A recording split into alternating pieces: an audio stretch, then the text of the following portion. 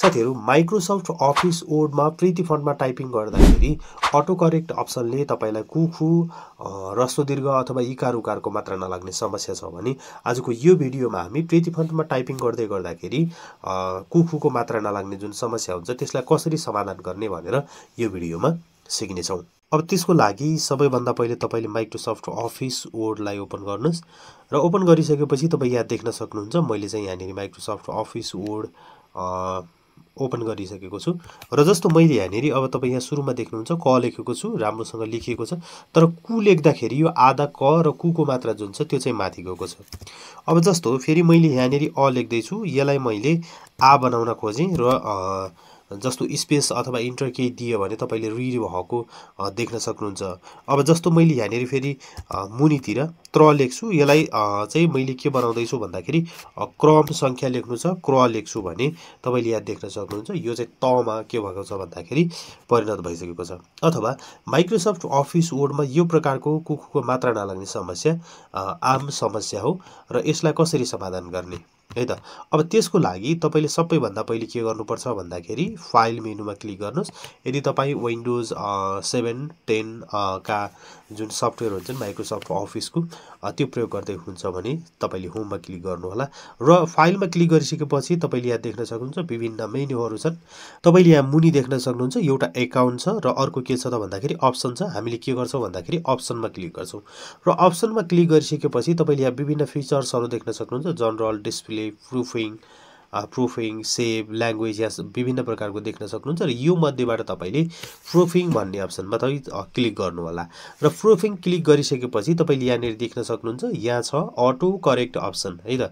हामीले यसलाई चाहिँ के गर्नुपर्छ भन्दाखेरि मिलाउनु पर्ने हुन्छ अथवा यसको सेटिङ गर्नुपर्ने हुन्छ र तपाईले यहाँ देख्न सक्नुहुन्छ सुरुमा यहाँ तपाईले अटो करेक्ट अप्सन छ। तपाईले जस्तो कुखुको मात्रा नलाग्ने समस्या छ भने चाहिँ तपाईले auto format as you type भनेर लेखिएको देख्न सक्नुहुन्छ। तपाईले यसमा क्लिक गरेर तपाईले यहाँनेर स्ट्राइक क्वाइट्स विथ स्मार्ट क्वाइट लेखेको देख्न सक्नुहुन्छ। यसमा चाहिँ तपाईले यो अप्सनमा चाहिँ तपाईले के गर्न सक्नुहुन्छ भन्दाखेरि अनटिक गर्नुपर्ने हुन्छ। तर हामी ह्रस्व दीर्घ इकार उकारका मात्रा नलाग्ने सबै समस्याहरूलाई समाधान गर्नु छ त्यो भएर यहाँ तपाईले जति पनि देख्न सक्नुहुन्छ यो सबै अप्सनलाई तपाईले के गर्नुस् भन्दाखेरि क्लिक गरेर अनटिक गरिदिनुस् है त। यो सबैमा तपाईले अनटिक गरिदिनुस्। तपाईले कुखुको मात्रा नलाग्ने समस्या मात्रै हो भने चाहिँ तपाईले जस्तो यहाँनेर देख्न सक्नुहुन्छ auto format as you type यो जस्तो straight quotes with smart quotes यसलाई मात्रै गर्दा हुन्छ। तर यहाँ हामीले के गर्नेछौं भन्दाखेरि यो सबैलाई अनटिक गरिदिनेछौं ताकि यो सबै अटो करेक्ट अप्सन जति पनि हुन्छ यो सबैलाई हामीले के गर्नेछौं भन्दाखेरि अफ गर्नेछौं है त। ल यहाँनेर तपाई देख्न सक्नुहुन्छ। अब मैले जस्तो यसलाई के गरिदिन्छु भन्दाखेरि अटो फर्मेट छ यहाँ पनि जति पनि छ तपाईले यो सबै कुराहरुलाई पनि अनटिक गरिदिदा हुन्छ है। यो अनटिक गर्नुपर्ने हुन्छ। यो सबै जस्तो बोल्ड हुने हाइपर लाइन्सहरु के हुन्छ यो सबै कुराहरु हटेर जाओस् है तपाईले। अनि त्यसपछि एक्सनमा गएर यहाँ हेर्न सक्नुहुन्छ यदि टिक छ भने त्यो टिकलाई अनटिक गरिदिनु होला र त्यसपछि ओकेमा ओके क्लिक गरिसकेपछि तपाईले यहाँनेरि पनि ओकेमा क्लिक गरिदिनुस् है त। मैले यो सबैलाई मेटिदिन्छु एकचोटी। अब मैले जस्तो कु लेखे भने तपाईले सजिलैसँग कु लेखिएको देख्न सक्नुहुन्छ। अब जस्तो मैले यसलाई आ बनाउनु छ है।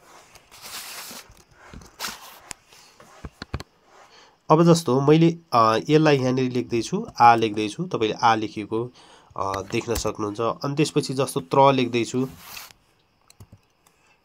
अब यहाँ त्र अथवा क्रम संख्याको क्र तपाईले जे पनि लेख्न खोज्नुहुन्छ अब चाहिँ यो समस्या समाधान भएको छ। माइक्रोसफ्ट अफिस वर्डमा प्रिटी फन्टमा टाइपिङ गर्दाखेरि चाहिँ अटो करेक्ट अप्सनले गर्दाखेरि यो समस्या आउँछ र यो समस्यालाई हटाउन तपाईले यसरी अटो फर्मेट एज यु टाइपका जति पनि टिकहरु हुन्छ त्यो टिकहरुलाई चाहिँ तपाईले क्लिक गरेर अनटिक गर्नुभयो भने तपाईको यो समस्या चाहिँ हराएर जान्छ है त। यो भिडियोमा हामीले तपाईलाई माइक्रोसफ्ट अफिस वर्डमा प्रिटी फन्टमा टाइपिङ गर्दाखेरि ह्रस्व दीर्घ अथवा इकार उकारको मात्रा नलाग्ने जुन समस्या थियो त्यसलाई समाधान गर्न सिकेका छौं। यदि तपाईलाई यो भिडियो मन परेको भएमा भिडियोलाई लाइक कमेन्ट र शेयर गर्न नभुल्नु होला र च्यानलमा यदि नयाँ हुनुहुन्छ भने हाम्रो च्यानललाई सब्स्क्राइब गर्न पनि बिल्कुलै नभुल्नु होला किनभने हामी यस्तै प्रकारका विभिन्न टेक्निकल भिडियोहरु लिएर आउने गर्दछौं जुन तपाईको लागि उपयोगी हुन सक्छ है त। Thanks for watching this video.